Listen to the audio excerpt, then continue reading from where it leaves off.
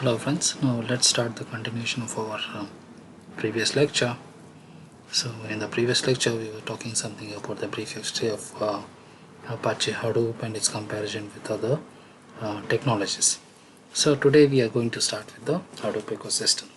So Hadoop ecosystem is not a single component, it is made up of many components and broadly classifying them into data storage type, then data processing in the data access module and the data management softwares.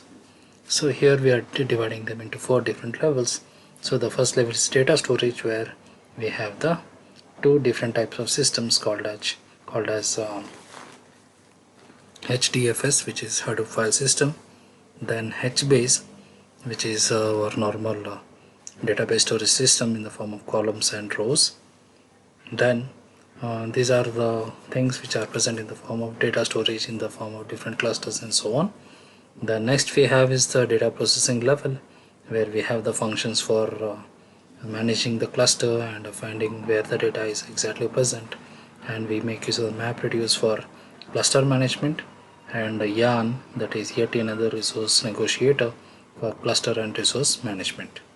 Then next we have the data access, in which we have different things, something like Scoop, which is the RDBMS connector, then Avro, which is for remote procedure calls, and Mahout, which is for machine learning algorithms which are used also in the data.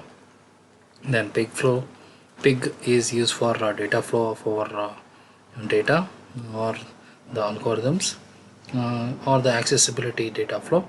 Then Hive is used for SQL. So this is in the part of our data access.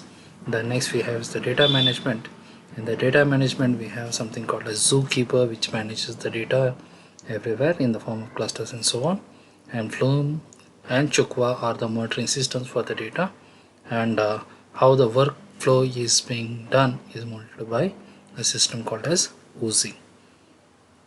So when we see the brief description about how these things are working, HDFS stands for Hadoop Distributed File System, which we have already seen.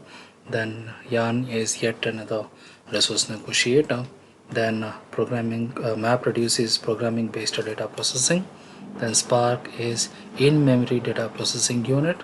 Then Pig and Hive are used for query based processing of data services, and HBase is used for a NoSQL database.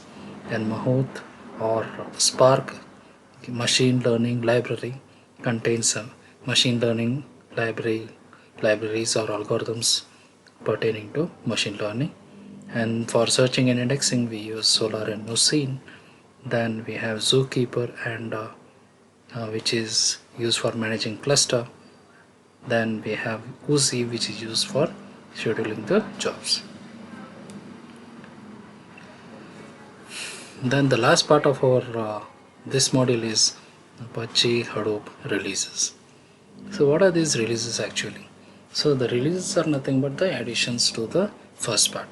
So Apache Hadoop is broadly classified into 3 releases: Apache Hadoop 1.0, 1.x, that is 1.1, 1.2 and so on. Similarly Hadoop 2.0 and so on. Then Hadoop 3.0 and so on. So in Hadoop 1.0 we had a block storage in the form of data node and data node in the form of storage. Then in namespace we have block management, where the blocks are being limited, and we have something called as name code, which is used for the data node or name code.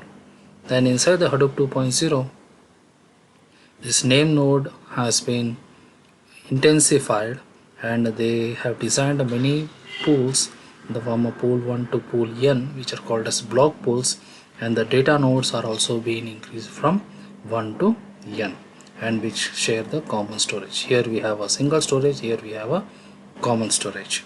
Then here we have only one block, and here we have many block pools. And here the name nodes are also 1 to n, name nodes 1 to k, or nodes into 1 to n.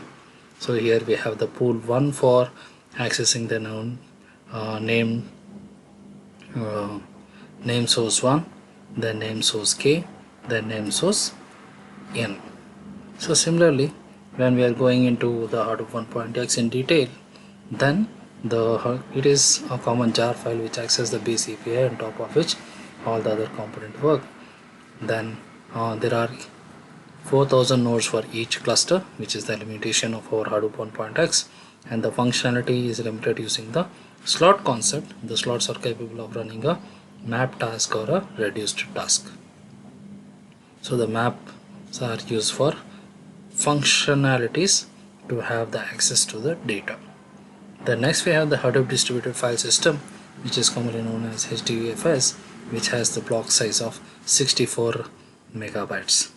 And Hadoop 1 uses only MapReduce, and it doesn't use any other data processing model. The network of the cluster is formed by organizing the master node and the slave node, and which of this is further divided into tracks, and so which is nothing but a set of commodity computers or nodes. Next we have is Hadoop 2.x. Now we can see Yarn has been included inside this for cluster resource management, and HDFS2 is being used, which is highly redundant, highly available and reliable storage. So along with this there are other things like Hive, Big and others have been introduced for data accessibility along with the MapReduce. So this is about 2.x. So in Yarn we can see there are some other applications, something called as MPI Giraffe, so which we will be seeing them in the later sessions. Then Hadoop 3.x has been intensified with more capabilities, more things which are being added inside this, so which are used inside our something like machine learning library, then Spark, then Pig, Hive. So all these things are being integrated into 3.x, and right now we are trying to work with the 3.x, and many other features are trying to be added, and constant updates are being done to the Hadoop 3.x in order to make it robust software.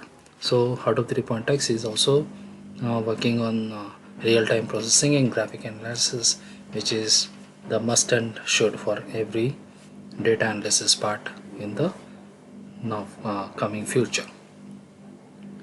So this is the end of Meet Hadoop module. So I hope everything is clear. If anything is there, we will see in the next coming chapters. Thank you.